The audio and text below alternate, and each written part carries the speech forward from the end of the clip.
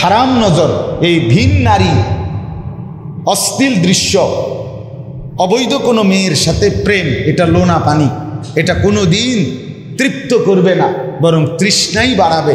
এক সময় কুকুর, বিড়াল আর শূকর জন্তু জানোয়ার বানায় ছেড়ে দিবে। হ্যাঁ, না চেহারার হদিস, না সাফা সুফার কোনো হদিস আছে, না শরীরের কোমরের কোনো হদিস আছে। সব শেষ হইয়া জীবন যৌবন খোয়াইয়া শরীরটাকে নষ্ট করে শেষ পর্যন্ত একটা জীবমৃত, মানে দেখতে সবাই দেখছে বেঁচে আছে, আসলে ভিতরটা মরে খোলস হইয়া নষ্ট হয়ে গেছে। এরকম লাখ লাখ যুবক শুধু নারীর ফাঁদে, শুধু নারীর প্রতি আসক্ত, শুধু নারীর। অথচ সেও জানে যে এই পৃথিবীতে স্বামী স্ত্রী, নারী পুরুষের এই সম্পর্কের কারণেই মানুষের এই ধারা এই পর্যন্ত আসছে। এটা একটা স্বাভাবিক বিষয়, কমন বিষয়, জেনারেল বিষয়। কথা বুঝেন নাই এটা? তো কাজেই এই পৃথিবীর এত লক্ষ মানুষ বিয়ে করছে, আল্লাহ তাআলা তাদের জন্য একজন স্ত্রীর ব্যবস্থা করছে, তো আমার জন্য এটা হবে স্বাভাবিক। এইটার জন্য এই আহামরি এত নষ্ট হয়ে যাওয়া আমি বুঝি না, এটা আমার মাথার ধরে না। এটা বুঝেন নাই কথাটা? এটার লেগে এত নষ্ট হয়ে যাইতে যে আমার একারে শরীর, স্বাস্থ্য, সময়, জীবন, যৌবন, কিশোর, তরুণ, এই বয়সটা পুরাটা নারী দেখতে দেখতে, উলঙ্গ ছবি দেখতে দেখতে, অশ্লীল দৃশ্য দেখতে দেখতে, কোনো মেয়ের সাথে হারাম প্রেম করতে করতে শেষ করে দিতে হবে। কিসের জন্য? এটা তো এমনি মিলত। ভালো হওয়ার জন্য, জীবনের সৌন্দর্যের জন্য আল্লাহর কোরআন এবং রাসূলুল্লাহ সাল্লাল্লাহু আলাইহি ওয়াসাল্লামের সুন্নাহ এর চাইতে দামি, সুন্দর, যৌক্তিক, গঠনমূলক কোনো কথা আর কারো কাছে নেই। বেঁচে থাকার সার্থকতা, জীবনের সার্থকতা আল্লাহ এবং তার রাসূলের ডাকে সাড়া দেওয়া। কোরআনুল কারীমের মধ্যে আছে, আল্লাহ তাআলা বলেন, ইয়া আইয়ুহাল্লাযীনা আমানুস্তাজীবু লিল্লাহি ওয়া লির-রাসূলি ইযা দাআকুম লিমা ইউহয়িকুম। এই আয়াতের স্পষ্ট অর্থ হলো, আল্লাহ তাআলা বলেন, হে ঈমানদারগণ, যখনই আল্লাহ এবং তার রাসূল তোমাদেরকে ডাকে যে কোনো বিষয়, সাথে সাথেই তোমরা আল্লাহর ডাকে সাড়া দাও, রাসূলের ডাকে সাড়া দাও। তো এরপরে আল্লাহ তাআলা বলেন, যদি আল্লাহ এবং রাসূলের ডাকে সাড়া দাও তো কি হবে? লিমা ইউহয়িকুম, তাহলেই তোমরা জীবন পাবে, তাহলেই তোমরা হায়াত পাবে, তাহলেই তোমাদের জীবন মিলবে। তাহলে বোঝা গেল হায়াত পাওয়া, জীবন পাওয়া, বেঁচে থাকা, এটার সার্থকতাই হলো আল্লাহ এবং তার রাসূলের অনুসরণ। আমার ঢালকানগর শায়েখ, বাংলাদেশের অন্যতম বুজুর্গ কুতবে আলম হজরত মাওলানা শাহ আব্দুল মতিন বিন হুসাইন হজরত দামাত বারাকাতুহুম বলেন, মূলত মানুষ হিসাবে, মুসলমান হিসাবে সেই জীবিত আছে, হায়াত পেয়েছে যে আল্লাহ এবং তার রাসূলের ডাকে সাড়া দিয়েছে, সেই মূলত মানুষ হিসাবে জীবন পেয়েছে। মুসলমান হিসাবে তার বেঁচে থাকা। যদি আল্লাহ এবং তার রাসূলের ডাকে সাড়া দিতে না পারে, নামাজের ওয়াক্ত অথচ পড়তে পারল না, রোজার ওয়াক্ত অথচ রাখতে পারল না, তো এই লোকটা মূলত হজরত বলেন, প্রথম কথা হলো সে বেঁচে নাই, সে বেঁচে নাই। আল্লাহ এবং তার রাসূলের আনুগত্যবিহীন জীবনকে জীবন বলে না, এটাকে বেঁচে থাকা বলে না, এটাকে হায়াত বলে না, সে মূলত মারাই গেছে। আর যদি বলেন যে না, মারা যায় নাই, আমরা দেখতেছি, সে নাফরমান হইলে কি হইব, সে তো চলতেছে ফিরতেছে, মরে নাই, তো হজরত বলেন হ্যাঁ তাহলে ঠিক আছে, ধরে নিলেন মরে নাই, বেঁচে আছে, তবে এই বেঁচে থাকা একটা প্রাণী হিসাবে জন্তু জানোয়ারের মতো বেঁচে থাকে। প্রাণীগুলোও তো বেঁচেই আছে। কি জন্য বেঁচে আছে? গরু, ছাগল, হাঁস, মুরগি, কুকুর, বিড়াল, জন্তু জানোয়ার, খাদ্য, খাবার, ঘুম, পেশাব পায়খানা, নিজেদের যৌন চাহিদা পূরণ করা, এই মনের চাহিদা পূরণ করা, এজন্য ওরা বেঁচে আছে। তো এইটাই যদি আপনি মানুষও করে থাকেন শুধু এটাই, তো তাহলে আপনার মাঝে আর ওদের মাঝে আর তফাৎ কি? আর এই বাঁচার মুসলমানের বাঁচা হলো কিভাবে? এটাও তো এক ধরনের আপনার বেঁচে থাকা, তবে প্রাণীর মতো বেঁচে থাকা। এই জন্য আমি প্রায় বলি যে যেই সমস্ত ছেলে পেলে নিজ বাড়ি মুসলমানের ঘরে ঘুমাইয়াও নামাজ পড়ে না, বাবা মা জীবিত, কোনো দিন ফজরের নামাজ পড়ে না, অথচ মুসলমান, তা আমার কাছে মনে হয় এটাও একটা প্রাণী, এটাও একটা ডোমেস্টিক অ্যানিমেল, মানে গৃহপালিত প্রাণী। ওই গরু ছাগল যেরকম এই বাড়িতে পালে, এই ছাগলরেও এখানে পালে। বুঝছেন? এই বাড়িতে ছাগল দুই ধরনের, কিছু ছাগল 4 ঠ্যাংওয়ালা, কিছু ছাগল 2 ঠ্যাংওয়ালা, এই আর কি।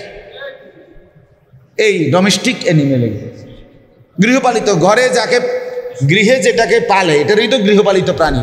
এ তো তোমারও তো ঘরেই পালতেছে, তো কাজে তুমিও একজন ডোমেস্টিক অ্যানিমেল। কিন্তু মুসলমান এটাকে বলে না, মুসলমান হিসাবে বেঁচে নাই, মুমিন হিসাবে তার পরিচয় দেওয়ার কোনো সার্থকতাও নাই, কিছুই নাই। যে জীবনে আল্লাহর আনুগত্য নাই, যে জীবনে রাসূলুল্লাহ সাল্লাল্লাহু আলাইহি ওয়াসাল্লামের আনুগত্য নাই, সেটা মানুষ হিসাবে বেঁচে থাকে না। কোরআনুল কারীমে আল্লাহ বলছে, মান আমিলা সালিহাম মিন যাকারিন আও উনসা ওয়া হুয়া মুমিন ফালানুহইয়ান্নাহু হায়াতান তাইয়্যিবা। এই যে স্পষ্ট আয়াত দেখেন ভাইয়া, এদিক সেদিক তাকায়েন, আল্লাহর ওয়াস্তে খামখেয়ালি করলেও সময়টা শেষ হয়ে যাবে, মনোযোগ দিলেও সময়টা শেষ হয়ে যাবে, একদম হাতে গোনা অল্প সময়। আমার আবার বয়ান আছে রসুল্লাবাদ, আমি সেখানে আবার গিয়ে বয়ান করতে হবে ইনশাআল্লাহ, এই জন্য আমি নির্দিষ্ট সময়ই শেষ করে দিতে হবে। তো আল্লাহ তাআলা বলেন, পুরুষ কিংবা নারী, মিন যাকারিন আও উনসা, পুরুষ হোক নারী হোক, যদি 2 জিনিস থাকে, 1 ঈমান, 2 আমলে সালেহ, নেক আমল, তো আল্লাহ তাআলা ওয়াদা দিছেন, ফালানুহইয়ান্নাহু হায়াতান তাইয়্যিবা, আমি তাকে একটা পবিত্র আরামের জীবন দান করব।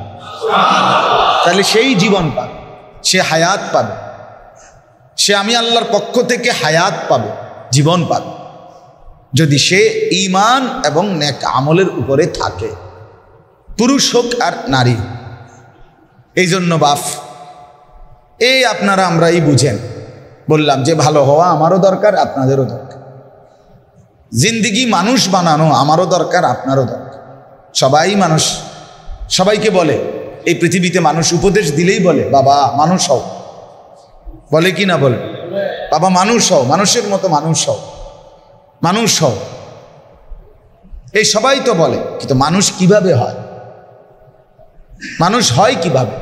শুধুই খাবার, শুধুই ঘুম, শুধুই পেশাব পায়খানা, শুধুই যৌন চাহিদা, লজ্জাস্থানের চাহিদা পূরণ, শুধুই রোজগার, টাকা জমানো, বাজার সদাই, খাট পালং ফার্নিচার, ঘুম, আহার, নিদ্রা, এর পরে শেষ, এই মিলাইয়া সমান সমান। তো এতটুকু রে আপনার মানুষ হওয়া বলে? তো এতটুকু তো জানোয়ারেরও আছে, এটুকু তো গরু ছাগলেরও আছে, জন্তু জানোয়ারেরও আছে। তো মানুষ হলো কোথায়? কি দিয়া মানুষ হয়? ভাত তরকারি খেলে মানুষ হয়, তো ছাগলে কিছু খায় না? কথা বলেন না কেন? ঘুম যাইলে ঘরের মধ্যে ঘুমাইলে মানুষ হয়, তো প্রত্যেকটা প্রাণীরও তো কোথাও না কোথাও একটা থাকার ঘর আছে, ছোট হোক বড় হোক। ইন্দুরেরও তো একটা গর্ত আছে, পিঁপড়ারও তো একটা গর্ত আছে। তো তো তো কি হইল? বাচ্চা কাচ্চা, সংসার, এইটা তো তো ছাগল গরু এগুলোর বাচ্চা কাচ্চা নাই, তো এদের যৌন চাহিদা পূরণ হচ্ছে না, তো তাহলে মানুষ কোথায় হল? আলাদা মানুষের বিশেষত্ব কোথায়? এটা বলেন, ইনসাফের সাথে বলেন। এজন্য সবাই তো বলে সন্তানকে মানুষ বানাইতেছে, বাচ্চাগুলোকে মানুষ বানাইতে গিয়া জীবনটা শেষ করছে। কি মানুষ বানাইছেন? কি বুঝাইতে চাচ্ছেন আপনি? বলেন, একজন বাপ বুঝাই বলেন, আপনি কি বুঝছেন? কি বুঝলেন ওই বেলা? এই আলো এটা নামান, মোবাইল এটা বন্ধ করেন মিয়া। হাতে ধরা মোবাইলগুলো নামায় ফেলেন, হাতে ধরে মোবাইল রেকর্ড করেন না। এক বিন্দু কথাও আপনি যদি 100 বছরও এই হাতে ধরে ধরে মোবাইল ওয়াজ একটা রেকর্ড করেন, এখানে পৃথিবীর শ্রেষ্ঠ বক্তা না, কাবা শরীফের ইমাম সাহেবেরও আপনার সামনে ওয়াজ করছে, আপনি যেই শুরুতে আছেন এটাই থাকবেন, আপনি কোনো পরিবর্তন হতে না, আপনি বেহুয়াদেরই থাকবেন যে হুয়াদের আছে। জিন্দিগি বদলাবে না, জিন্দিগি মোবাইলের মধ্যে ওয়াজ জমবে শুধু এর দূরে। মোবাইলে 1 কোটি ওয়াজও যদি জমে তো কি হবে এতে? কথাটা বলেন না, কি হবে এতে? হ্যাঁ, এরপরে ফায়দা কি? বাংলাদেশের 1 লক্ষ হুজুরের সাথে আপনার একটা ছবি আছে, তো এতে কি হয়েছে? কবর রাজাব্বা এটা ফেরেশতারে জমা দিলেই তো মাশাআল্লাহ, বাপ রে বাপ, তো ছোটখাটো লোক না, হ্যাঁ দামি দামি মানুষ। বাংলাদেশের সব বক্তাদের লগে হের ছবি, হেরে বেহেস্তে দিবে না মানে আপনার একবার হাসর মাঠে টাঙ্গাইয়া তুই। এই জন্য নিজের পরিবর্তন দরকার। তো যাই হোক, দেখেন বলতেছিলাম আমরা সবাই চাই নিজ পরিবারকে, নিজের সন্তানদেরকে মানুষ বানাইতে, কিন্তু মানুষ বানায় কিভাবে এটাও তো জানা দরকার, এটাও তো জানা দরকার। তো আল্লাহ তাআলা কোরআনে বলছে লিমা ইউহয়িকুম, আল্লাহ এবং তার রাসূলের আহ্বানে যদি সাড়া দাও তাহলে এর মধ্যেই রয়েছে তোমাদের হায়াত, তোমাদের জীবন, তোমাদের বেঁচে থাকা, তোমাদের মানুষ পরিচয়ের সার্থকতা। আল্লাহ বলছেন ঈমান এবং নেক আমল, এই 2 জিনিস দ্বারা পুরুষ হোক নারী হোক আমি তাকে একটা আরামের হায়াত দেব, হায়াত দেব। তো তাইলে আগে তো হায়াত দিছে, নইলে এতে মানুষ মারফেটেতে বাইরিল কেমন? তাহলে ওইটা মূল হায়াত, মূল হায়াত ঈমান আমলের হায়াত, মূল জীবন সেজদাওয়ালা জীবন, মূল জীবন আল্লাহ তাআলার বন্দিগিওয়ালা জীবন, এটাই হায়াত, এটাই জীবন। আল্লাহ তাআলা কোরআনুল কারীমে বলছেন আল্লাযী খালাকাল মাউতা ওয়াল হায়াতা লিয়াবলুয়াকুম আইয়ুকুম আহসানু আমালা। এই একই কথা। দেখেন আল্লাহ তাআলা বলেন মৃত্যু আল্লাহই সৃষ্টি করেছেন, কে? ওয়াল হায়াতা, এবং জীবন হায়াত আল্লাহই সৃষ্টি করেন। আল্লাহ বলে কেন করেন? আল্লাহ হায়াত কেন দেন? লিয়াবলুয়াকুম, তোমাদেরকে পরীক্ষা করার জন্য, আইয়ুকুম আহসানু আমালা, তোমাদের কার আমল কতটা সুন্দর এটা দেখার জন্য তোমাদেরকে হায়াত দিয়েছেন। তাইলে তুমি মোবাইল টিপার জন্য হায়াত না, সারা রাত নারীর ছবি দেখার জন্য হায়াত না, শুধুই ইকোনমিক্যাল অ্যানিম্যাল। আজকে মানুষকে ইউরোপ, আজকে বস্তুবাদিতা, আজকে পুঁজিবাদী, এই ক্যাপিটালিজম অর্থাৎ সম্পদ জমানোর এক অদম্য নেশা, পাগলা নেশা, হালাল হারাম, বৈধ অবৈধ, জায়েজ না জায়েজ, এইটা আমি বুঝি না। টাকা জমানো এটাই আমার জীবনের সার্থকতা, আমার পড়ালেখার সার্থকতা, আমার সমস্ত সার্টিফিকেটের সার্থকতা হইল আমি শুধু টাকা জমাবো। কিছু বৈধ হবে, কিছু অবৈধ হবে, কিছু যৌক্তিক, কিছু অযৌক্তিক। অযৌক্তিক বলছে আমারে পরিষ্কার দোয়া চাইছে, হুজুর চাকরিটা যাতে হয় একটু দোয়া করেন। তা আমি কইলাম যে দোয়া করি আল্লাহ তাআলা যেন আপনার উপরে দয়া করে। তো কোনো অসুবিধা আসেনি? আমি কয় না হুজুর, সামান্য কয়টা টাকা চাইছে, আপনার এই টাকাটা যদি দিতে পারি চাকরিটা হয়ে যাবে। কত? যে 12 লাখ টাকা। তো 12 লাখ টাকা দিলে চাকরিটা হয়ে যাবে। তাই বেতন কত? বেতন হইল 8,500 টাকা। তাহলে আমি বললাম যে বেতন হইল 8,500 টাকা, দিতে হবে 12 লাখ টাকা, তো এই টাকা উঠবে কোন সময়? কেমনি উঠবে? টিআরডি উঠবো কেমনি? হুজুর ওনারা বলছে 1-1.5 বছরের ভিতরে টাকা উঠতে যাবে। তা আমি বললাম 8-12 96,000, 8,000 করে বেতন হইলে 12 মাসে তো হলো 96,000, আর আরো 6 মাসের বেতন হইলে তাহলে কত? 6-8 48,000। তো এনে তো 1.5 লাখ টাকা না হয়? তো 12 লাখের থেকে 1.5 লাখ বেতন হিসেবে আইলে তো বাকি 10.5 লাখ,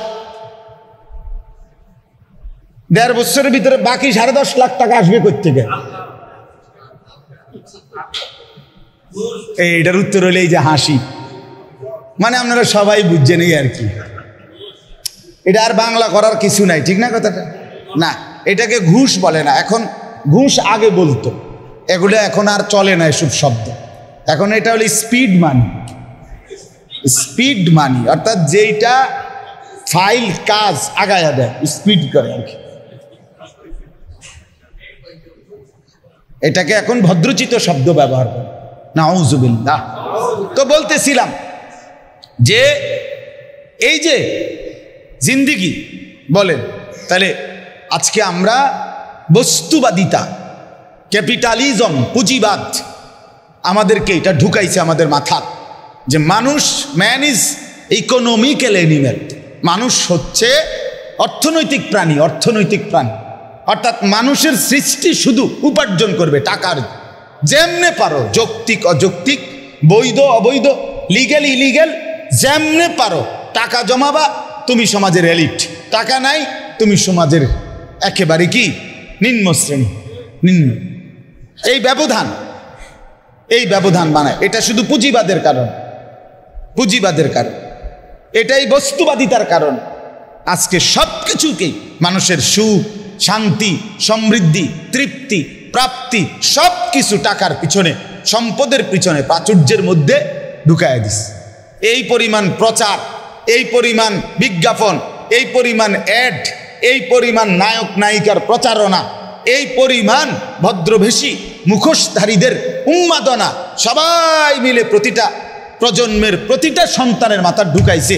তোমার বেঁচে থাকার সার্থকতাই হলো, তোমার সামনে পড়ালেখার উদ্দেশ্যই হলো কতটা বেশি টাকা রোজগার করবা, কোন চাকরিতে, কোন লাইনে, কোনভাবে গেলে আরো টাকা, আরো টাকা, আরো টাকা। জঙ্গল দিয়া হাইটটা ইটালি ঢুকালায়, কি দরকার? ওইটা টাকা বেশি, ওইটা টাকা বেশি, বুঝেন না কথা? পানির জাহাজে ড্রামের ভিতরে ঢুকিয়া গেছে গা ইটালি, পানির তলে দিয়ে আমেরিকা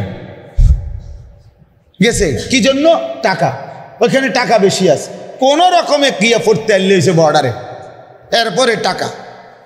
তাহলে এই যে নেশা, এক মানুষ তার নিজের জীবনের মায়া, মাঝপথে প্রতিনিয়ত পত্রিকায় আসে যে মাছ দরিয়ায় জাহাজ কি ডুবে গেছে, পড়ে গেছে, বাংলাদেশি কত মানুষ কত সময় মারা যায়, কিন্তু এরপরও যুবকের নেশা ছোটে না, কারণ তার হইল আমার জীবনের সার্থকতা, বেঁচে থাকি বা মরে থাকি কোনোভাবে যদি পয়সা কামাইতারি তাই তো কামাইলাম, আর মরে গেলে তো মরেই গেলাম, হ্যাঁ আসছি দুনিয়ায় কামাইয়ের জন্য, না পারলে মরে গেলাম।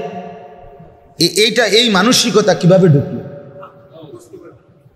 আজকে? এই মানসিকতা কিভাবে ঢুকলো আমাদের?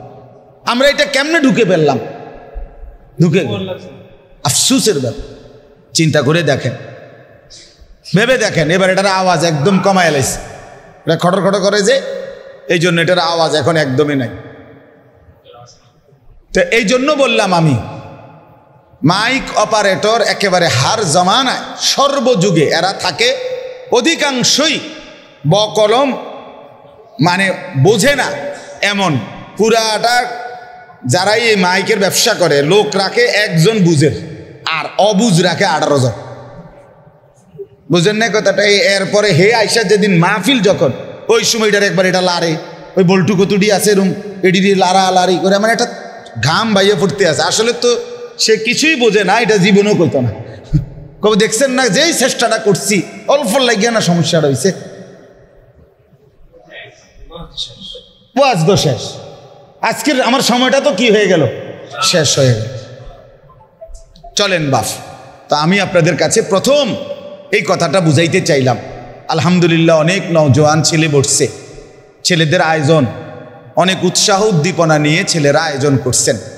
আমার কথা এটা ভাইয়া, এটা বোঝা উচিত, নিজের আত্মপরিচয় চিনা, এটা বুঝা আসলে আমার কাজটা কি, আমি কি, আমি আসলাম কোত্থেকে, এটা একটা বুঝায়, মানুষের একটা বুঝ থাকা চাই, সুনির্দিষ্ট একটা মানুষের বুঝ থাকতে হয় যে আমি আসলে যাচ্ছি কোন দিকে।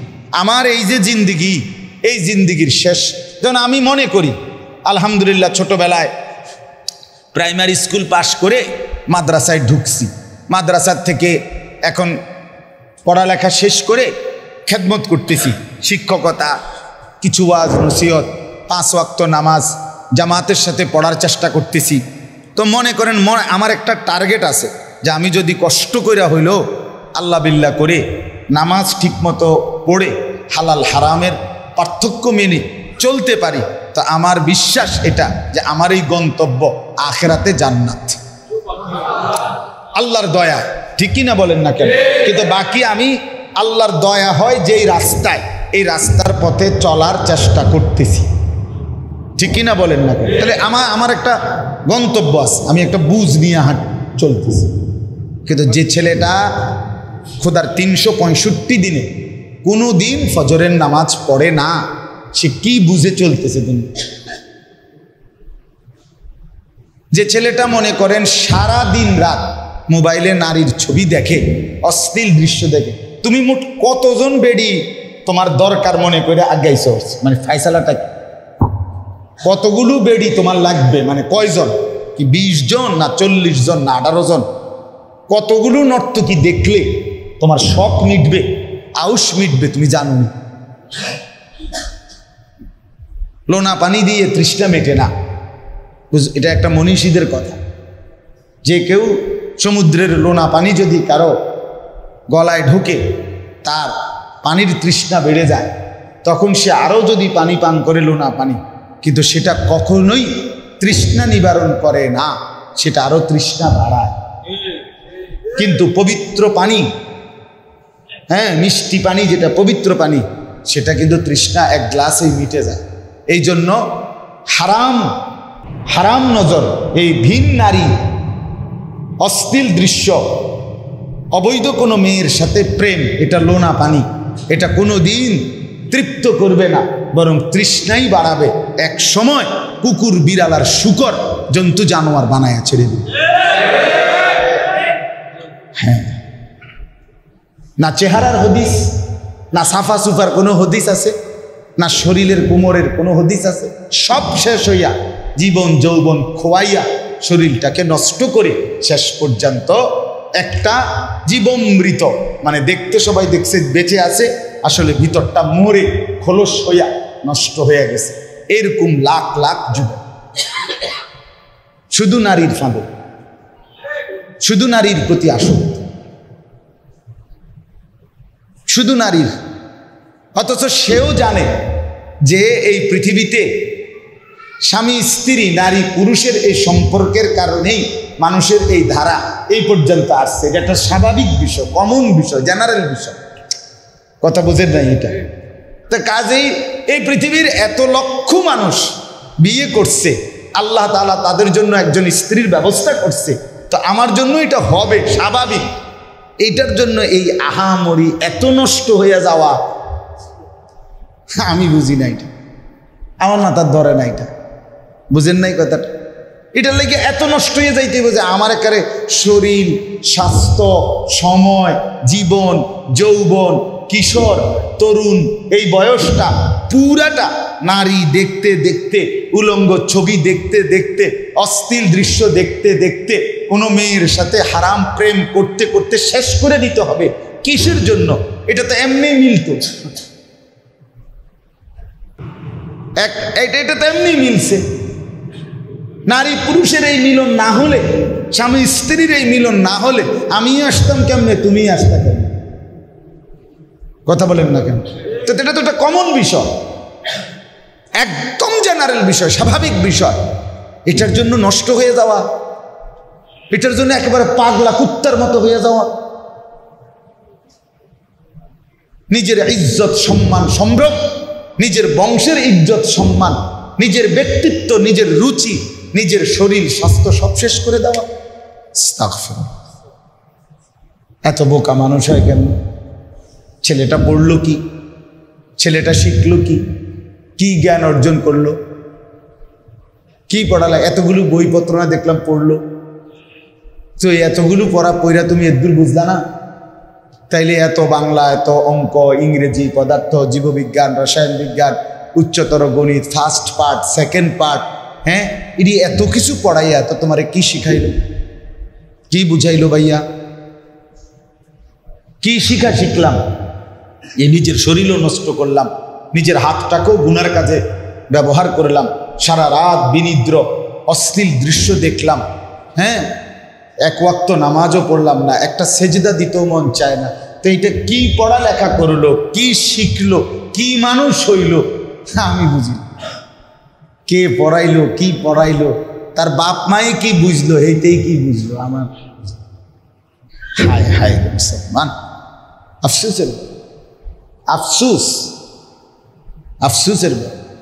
এই জন্য এতক্ষণের এই কথার দ্বারা আমি প্রথম এই কথাটাই বুঝাইতে চাইলাম। আমার প্রথম বিষয় এটা বললাম আপনাদের কাছে, ছেলেরা তোমাদের কাছেও ভাই, আজ কেউ দরদ নিয়া মায়া নিয়া কাছেটাই না, নিজ সন্তানকেও বুঝাইতে রাজি। সবার হিসাব হলো টাকা পয়সা, বাবা মা আত্মীয় স্বজন দাদা দাদি, এই সবাই কথা আর মাত্র না চাই জিঙ্গাও ফরলে ফরবুনি, নাহলে বিদেশ পাঠাই দাও, উদয় এত ঝামেলা সহ্য হয় না, খালাস। বুঝেন নাই কথাটা? খালাস। ঘরওয়ালারা সিদ্ধান্ত নিছে জিঙ্গাও ফরবো কিনা, ফরলে ফরুক, না ফরলে হুদা সময় নষ্ট করে লাভ নাই, কি করে দাও, বিদেশ পাঠাই দাও। কোগা টাকা ফাটাইলে কামে দিব, জমি জমা কিনতে পারবো, বিল্ডিং করতে পারবো, বাইরের মাইতে বাজার সাজার খাইতে পারবো ভালো, হ্যাঁ, পরে আপনার মহিলারা নারীরা সবাই বাজারে মার্কেটে ঘুরতে পারবো, খালাস।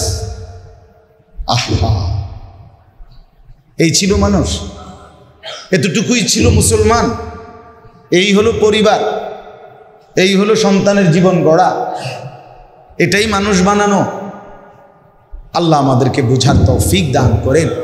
এই জন্য যুবক ভাই, আজকে সময়ের বড় দাবি হলো কমপক্ষে নিজেকে নিজে একাকী হলো ভাবা যে আসলে আমার ডান বাপ কেউ যদি আমার ভালো নাও চায়, আমার তো নষ্ট হলে ঠিক হবে। আমি অনুরোধ করলাম, এই একজন ছেলেও যদি মনোযোগ দিয়া বুঝে থাকো আমার এই কথাটা ভাববা, যে আমার কেউ তো আমারে কিছু বলে না, আমি এমন হয়ে গেলাম। এই যে আমি এক ওয়াক্ত নামাজ পড়ি না, কেউ কিছু পায় না। আমি যে সারাদিন মেয়ে ছবি দেখি, কেউ আমাকে কিছু বলে না। কারণটা কি? এইভাবে সবাই ছেড়ে দিল তোমারে, এর পরিণতি কোথায়, এর গন্তব্য কোথায়? তুমি সারা রাত উলঙ্গ ছবি দেখার পরেও তোমার ভিতরে একটু ভয়ও আসলো না যে কেউ দেখে ফেললে কি বলবে? কিছুই বলবে না, সে বোঝে। কেউ জানবেও না, দেখবেও না, দেখলেও কিছু বলার সাহসও নাই, কিছু বলার মতো কারো রুচিও নাই। তাহলে এই যে তোমাকে সবাই ছেড়ে দিল, ফেলে দিল, আপন মা বাপও ভুলে গেল, এর চাইতে বড় লানত অভিশাপ আর কি হইতে? বেটা, তোর উপরে এত বড় খোদার গজব আর কি পড়তো? হ্যাঁ, কেউ তোর খোঁজ রাখে না বেটা। তোর চরিত্রহীনতা বন্যার পানির মতো চরিত্রহীনতার মধ্যে তুমি ছুটছ। নারী, জিনা, ব্যভিচার, নিজের হাত নষ্ট করা, যা বুঝানোর বুঝছো তো, যৌন লিপ্সায়, শাহওয়াতের তাড়নায় শরীর যৌবন দেহ নষ্ট করা, অথচ কেউ বাধা দিচ্ছে না, কেউ কিছু বলতেছে না, কেউ নজরও রাখতেছে না। আমি তো আমার মাকে দেখছি বারান্দার মধ্যে, আমি মোড়া দিয়া বইছি, মোড়া, এটা আমি আরো বয়ানে কইছিও, বারান্দায় মাদ্রাসার থেকে আইসা মোড়া দিয়া বারান্দায় একটু বইছি, মা রান্নাঘরে, আমি মোড়াত বইয়া মার লগে কথা কইতেছি, মা আমারে কইতেছে আনিস ভিতরে আয়াডা। তা আমি ভিতরে আইসা বললাম, মা কি তৈছে? বইলাম কদ্দু? কয় না, হেই ঘরের কাজের মেয়ে জানালা দিয়ে তোর দিকে চাইয়া দিছে। মা এটা নজর রাখছে, আমার মা আমার স্পষ্ট মনে আছে, মা এটা কি রাখছে? নজর রাখছে। সে আমার মা, তিনি আমার মা। হ্যাঁ, এই এখন আমার বয়স, আমার আলহামদুলিল্লাহ এই ওয়াজের ছোটোখাটো আল্লাহর দয়া যেটুকু কথা বলার আল্লাহ তৌফিক দিছে, এই বয়ানের বয়স 20 বছর। তো এই 19-20 বছরের ভিতরে এখনো আমার আম্মা বয়স্ক, আমার বাসায় আছে, এখনো আছে। মায়ে এখনো বলে ভূত, মা আমগো দেশের ভাষা তো নোয়াখালীর মতো লাকসাম, ভূত চাইও মানুষের লগে টাকা টুকে লইয়া ঝামেলা করো, এখনো মা বোন, কসম আল্লাহর।